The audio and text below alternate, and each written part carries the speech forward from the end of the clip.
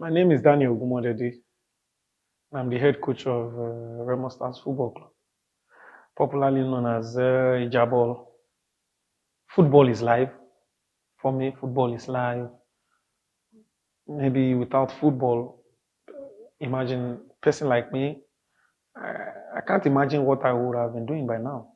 I can't imagine. So for me, football is life. It's football is everything. It's everything. It's science. It's everything to me. I'm a typical Yoruba man, and I felt we needed our culture around the game also, which is also important. I have been privileged to work with some top coaches from my culture, and I felt upon myself this is a game that has to do with a lot of psychological motivation and how you motivate your players and your team, your group matters a lot. So, thought upon myself like there must be a way of motivation and how to synergize this with football coaching. I thought of it Ija.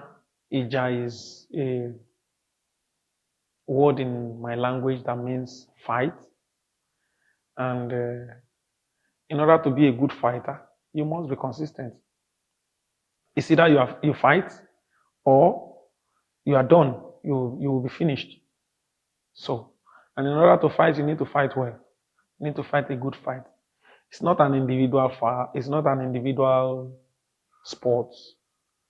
It's a team sport, and it requires a lot of synergy within the team and a lot of cohesion to bring about this. And in fighting, we need to fight as a team. So along the line, after so many years of assisting, I was able to come about the jabal philosophy, which simply is about a consistently controlled possession keeping style of football, using individual and group to score goals and not taking away my culture. My culture, we know we have strong players, players that could face challenges easily, physically, and I use this as my strength, and this is where I come about is jabal. Well, I played football in my primary school days. I grew up in the north, in an area called New Busa, that's Kanji in Niger State. I did my primary school education there and I play football. And since then, the love for coaching also arose because I was able to play and some kind of give some certain advices to my teammates on how I felt football should be played since my primary school days. My secondary school days, same thing. I played well for my school. I'm obviously very involved with sports and football, majorly. And a little bit of it in the north for my secondary school and in the southwest to conclude my secondary school in a part of Oyo State called Kishi in Oyo State. And since then, like when I was preparing for my WAEC, I had a terrible surgery of appendicitis where my stomach was dissected and the doctor advised with the help of my parents, my dad, that really doesn't want me to play football, that medically I can't play again because my dad wanted me to be a medical doctor. He wanted me to be a medical doctor, but I want to play football. I want to play football. And with the advice of the doctor, I couldn't continue playing again. I was scared to play because I felt it was true. So, but I thought upon myself, okay, what can I still give to the game? And I started coaching almost immediately. Around that time, I was about 16 years old. I started to coach because I was scared of playing, put my teammates through how football should be played. My school team, secondary school team, supporting our head teacher in charge of school sports to help him in person of Mr. Ogunmodede. And after my secondary school days, I also play a little of university games because then, okay, my injury is gone. I felt I can start again, but it was difficult to start again because the school I attended has top players. When I arrive, it's difficult to actually come into the team, but I was able to give some kind of support to the coaches through my knowledge and how I felt football should be played. And along the line, I set up my own youth team in area where I reside in Ogunmodede because I attended Lautech, Ladoke Akintola University of Technology, and in the area where I reside in Ogunmodede, I set up my youth team called Young Eagles, and that run in the period of about 10 years. I was able to run that for about 10 years, being actively involved with coaching day in, day out, combining my education. And okay, thereafter, the late Olagbemiru saw my team in one of the preseason game, Crown FC, against my team, my youth team. And he was impressed with what he see. He called me and was like, my friend, are you really interested in coaching or you're just doing for fun? I showed interest. I told him I have interest. And I'll be delighted to be one. And before I know it, after about 4 or 5 days, he called me back on the phone to meet him in his office, and it was the coaching form he gave to me from NIS that he has acquired the form for me. I need to go to the National Institute for Sport to be certified. It comes as a surprise to me. He sponsored me there, but unfortunately, before the end of my program, he was ill and it was late.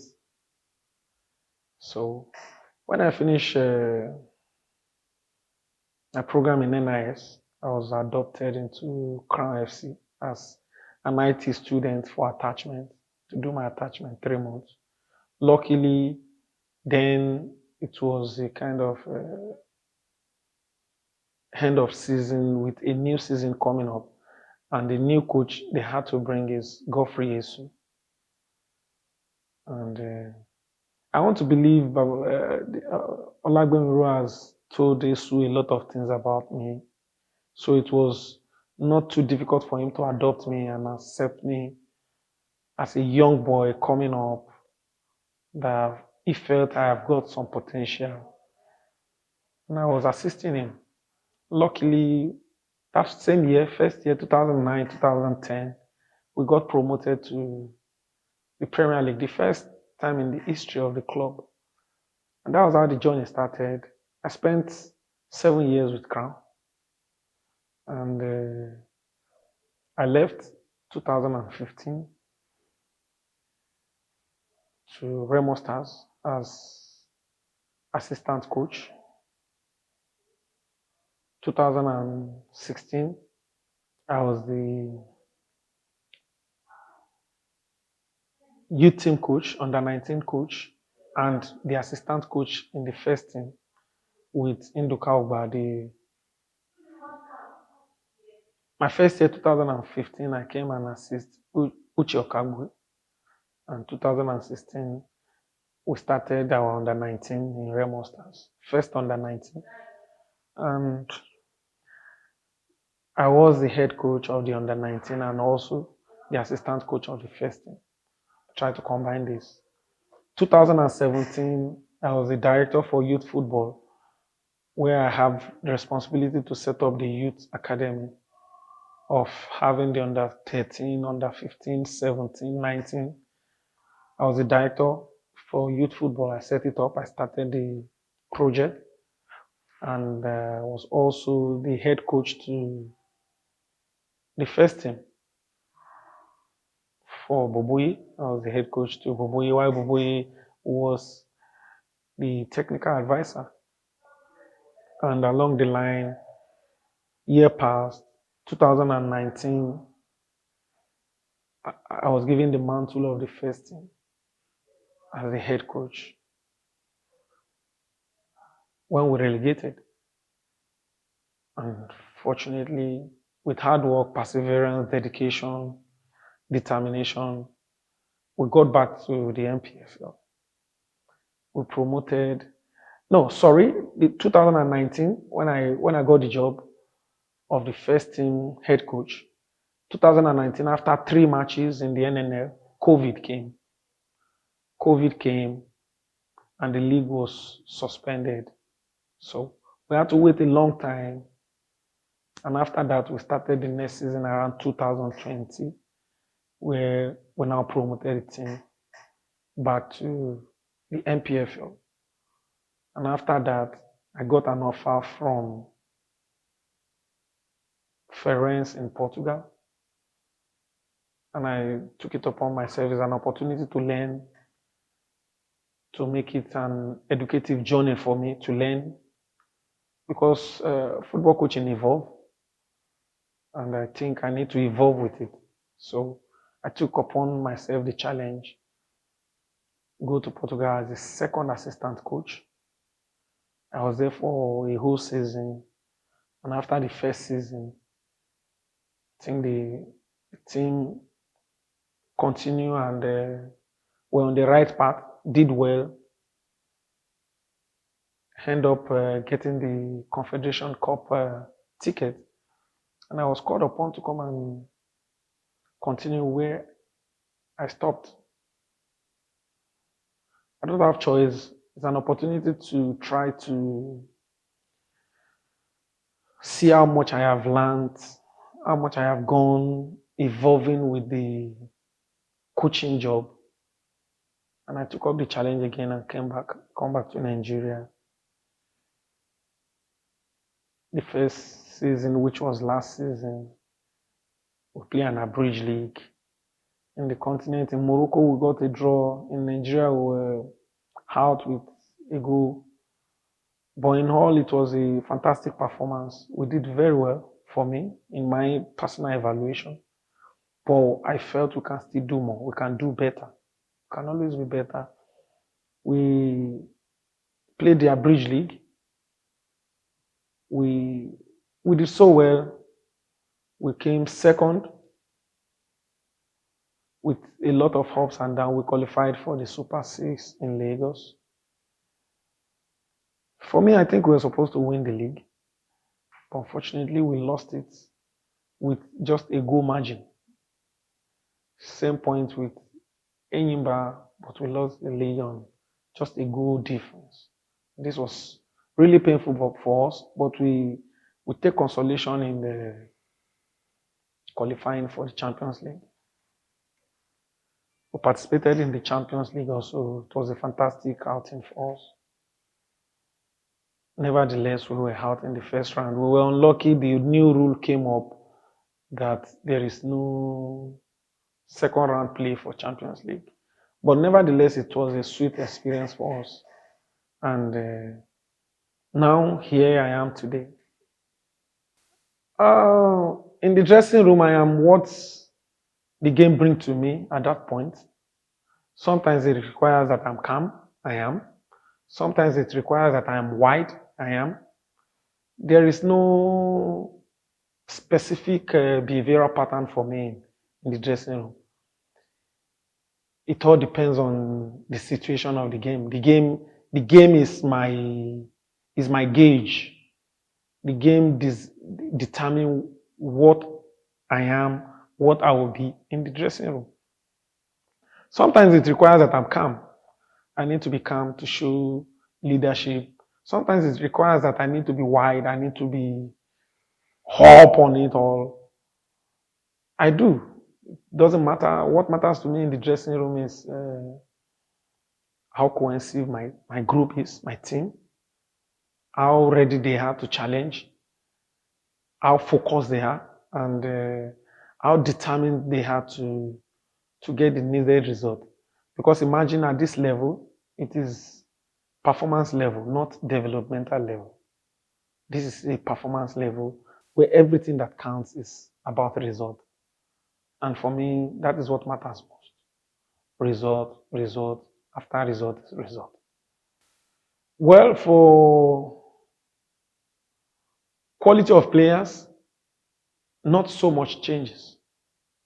Not so much. Maybe I will even say maybe we are backward. Sorry. Because, and the reason is down to our coaching education. We are not paying so much attention to coaching education. If we pay so much attention to coaching education, there's tendency to have quality players. And it's high time we need to pay a lot of attention to coaching education if we are relying to having quality players. You can't give what you don't have. There are a lot of players coming into the league, and you just need to start from scratch for them. And you want this player to play the league for you at the weekend. In Europe, we see it's difficult. It's very easy to have a player being transferred on Wednesday and playing a league match on Sunday. But it's very rare to find this in our context. You still need to make this player adapt after, if you are lucky, 2-3 months. Why? Because of the level of coaching education. The knowledge is not evenly spread. And there's need for us to pay attention to this. Now, secondly, on the issue of the improvement of the league, there's a wide margin of improvement. In all fairness, there is improvement in terms of officiating. I must commend the effort of officiating officials. There is improvement. In as much that there is also room for improvement. We are not yet there, but it has been better than what it has used to be. Absolutely better than what it has used to be. But we can actually do better.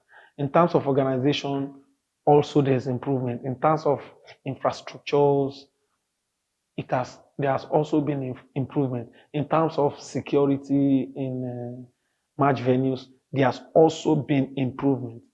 So, but nevertheless, in all, I think there is still room for improvement for our league. In Nigeria, the coaches that motivated me, that inspired me, that I would like to appreciate their effort, that I always look up to them. I have, like I told you, Godfrey Yesu. He never thought of my age. Godfrey Yesu's first son is older than I do. And yet he adopted me as his assistant. He gave me every freedom. He gave me room for improvement. And secondly, Lawrence Akpokuna. These are two great coaches I have a lot of respect for. And while I was growing up as a young coach, I have intention to have the thinking of Jose Mourinho. Yes. As much as I want to be my own Daniel that I am today. I want to be my own jabal, my own brand that I am today. Yes, I have this. I cherish a lot what Mourinho does while I was coming up as a young coach. I love his discipline. I love his tenacity to attain success, to achieve success. And this is a great coach I love so much. Plateau United in Jos. We last season they drew us here. And before we go back to play them return leg, we were on the kind of a do or die affair. Like if we don't get at least a point there, we are out of contention. And we actually went with a plan of, okay, let us try to get at least a draw. We map out the plans with my backroom staffs, my technical crew, and the players. We map out our strategy on how to curtail their strengths and exploit their weaknesses. And perfectly it works for us more than we expected. At the end of the day, we won the match in Jos. And this, for me, I count it as a perfect match. First and foremost, it brings us to a situation from being a doubter to being real. Like, even if we come home to draw our last home game or lose our last home game, we will still qualify. We will still have to qualify. Comparing to we trying to look for a draw and say, okay, we'll come and rely on our last home game. It's a game I will never forget in a long time. And I will count it as a perfect planned game for us. I must give a lot of credit to Sikiru Alimi. He's an experienced player. Sadiq, imagine a young boy, very young boy. And the way Sikiru Alimi relate with him, the way he relate with, not just Sadiq, the way he relate with most of these players, it makes it easy for them to have trust in him, personal trust and believe in him. They deliver the ball to him with so much, with affection. There's connection in the affections for him, Alimi, with these players. And Sadiq is got master in delivery. You know, he can do this while sleeping, and that was why I said I want to commend Sikiru Alimi for his the matured role he played, interacting with this player, forming a synergy with them, forming a kind of unit bond. So it makes these things happen between them seamlessly. Seamlessly. If it were to be another player, then maybe the same thing would have happened in this team. Because this is what Alimi does, is he creates a lot of synergy between himself and these young players, and it makes it easy for them to have trust and believe in him. 2015, when I left Crown, I suffered this situation of it's too small. I applied in a lot of clubs for job, imagine, and then I was in my early 30s, and what comes from most of these clubs is you are too small. So sometimes for me, this is one of my. I think people should not be treated like this. I felt like people should be treated with their capacity, what they have got upstairs, not your size, not your age. My philosophy about life is if you are good enough, you are old enough. If you are old enough, you are good enough. You should be good enough. So this brought about for me that I think it's not about being young, it's about being effective. Because this is what my philosophy entails, the jabal. If you are a fighter, it doesn't mean if you are young or you are old. Are you a good fighter? That is what matters. You could be 50 and you are a poor fighter. Another man will be 18 and is a good fighter. Who will win? The man with the most efficiency, the man with the most effectiveness will win. So, and this is what my philosophy entails. Imagine it's part of them that I started 2017 with. I have about 9 of them in the league, in the team that I started the youth academy system with in 2017. Look at them today. Even down to a player in Doma, their right back, Yusuf. You know, it's just like I said the other time, it's about The major problem our players are having is coaching education that needs to be bring close to them. And it's about giving it to the coaches. You give it to the coaches, they give it to the players effectively. If we try to do this, we can actually have quality players, not about age. Age doesn't play football for me. Efficiency and effectiveness does. Efficiency and effectiveness. If these players are good enough, why not use them? This will bring more quality. It will bring more source to our league to make it more interesting and adorable to watch, rather than relying on experience, hold. Effectiveness needs to come in my opinion.